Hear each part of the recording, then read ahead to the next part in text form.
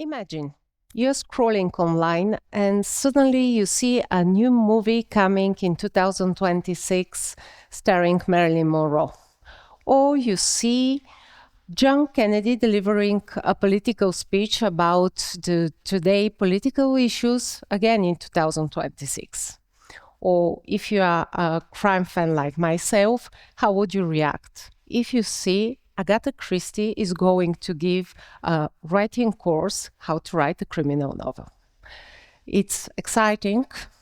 Probably you feel thrilled or a little bit unsettled, or maybe all of this at the same time. Through artificial intelligence and technology, today we have the possibility not only to predict our future, but also to resurrect our past.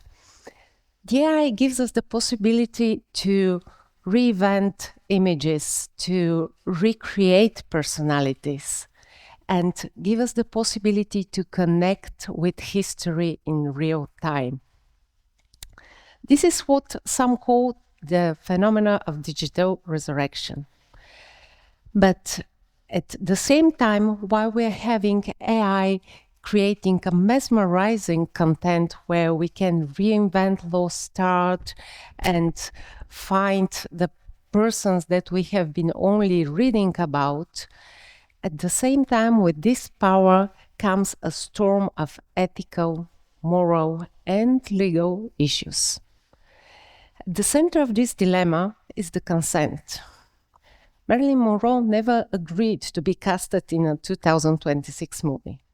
And John Kennedy never agreed to deliver a speech about political situations and actions that happened decades after his death.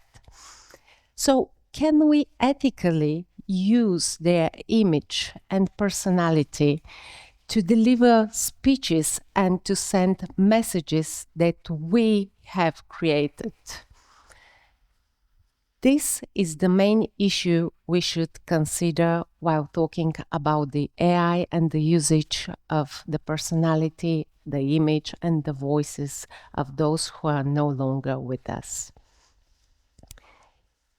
If we are thinking about artificial intelligence, we often forget that behind this artificial intelligence, actually, there is a human being. There is always a human being, the one who has created it and the one who is using it.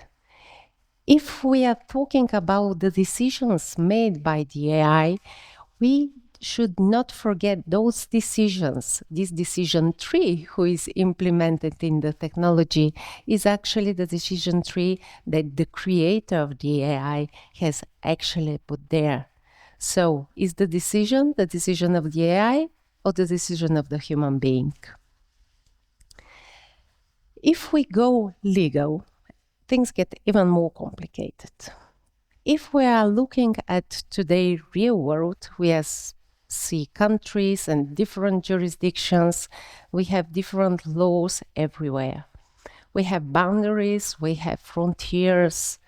But in the digital world, there is no such thing. Today we have a legal framework for the artificial intelligence and how it should be used. In Italy, for example, and in other jurisdictions like South Korea, we have even criminalization of certain usage of artificial intelligence, like deepfakes without consent. We have legal acts in US, we have, of course, in the European Union, the AI Act. But all these are partial regulations of one and the same issue, which is global, which is actually the digital universe.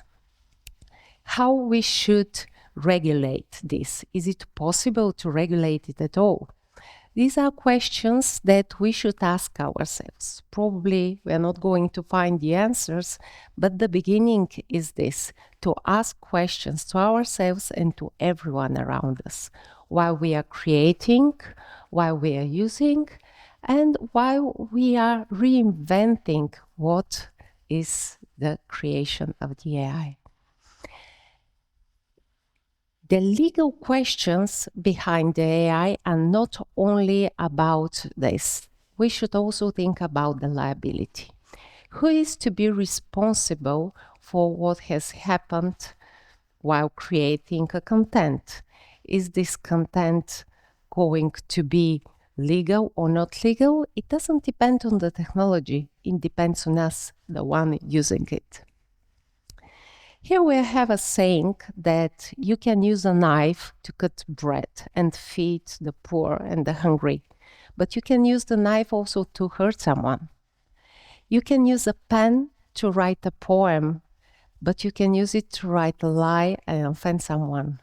It's the same with the AI. You can use this tool in order to create something beautiful, in order to give the possibility to people who had no access to education to get this education. You can use it to cure diseases for good purposes in general, but at the same time you can use it to do harm. And you can use it in such a ways that are not moral or ethical. So we should never forget that actually the one who is behind the artificial intelligence is the one deciding and the one bearing the responsibility. The technology only reflects our own moral and ethical boundaries. So the intelligence behind the artificial, it's us. But beyond the legal issues, these questions are deeply human. And we should ask ourselves, when we use the image and the identity of people who are no longer with us, do we need to ask the consent of their relatives, of their children? Should a daughter see her mother being resurrected in the digital world without even asking her approval? Should the historical speeches be rewritten by the artificial intelligence in a way they never happened? And can we use them? Can we use the image of heroes we all admire in order to deliver our own messages that they never thought even about? These questions are the ones we should ask ourselves. And at the end, how it is going to reflect in the legislative sphere. We are saying that we need to take a look at the ethical and the moral part of this conversation, but the legal part is always there.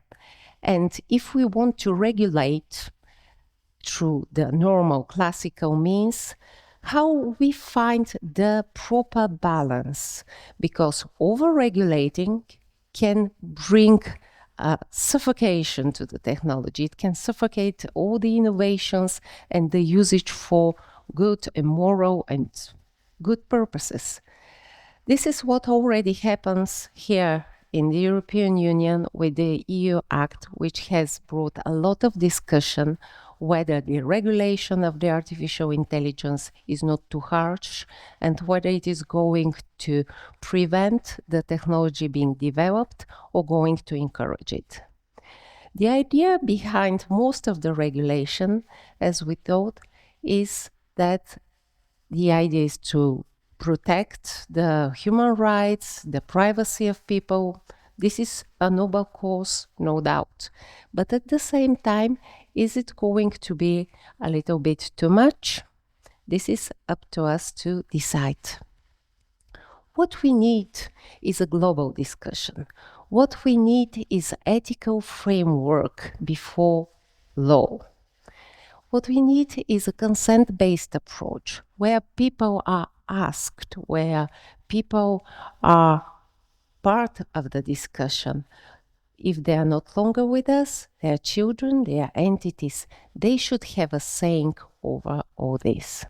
We need the transparency guidelines for sure. The audience should be able to know whether the content before it is AI generated or not. and of course a global discussion. Having no boundaries and no frontiers and no limits in the digital world, we should find our own boundaries, ethical and morals, as human beings, as one whole humanity, profiting from the technology and in the same time giving its framework. So the answer of all these questions is behind us. We are not going to find it easy, and we are not going to find it alone. But we should keep on searching, because everything is happening right now. It's not tomorrow, it's today. And the answer, how we are going to find all those solutions, is what is in the center of this discussion. Thank you.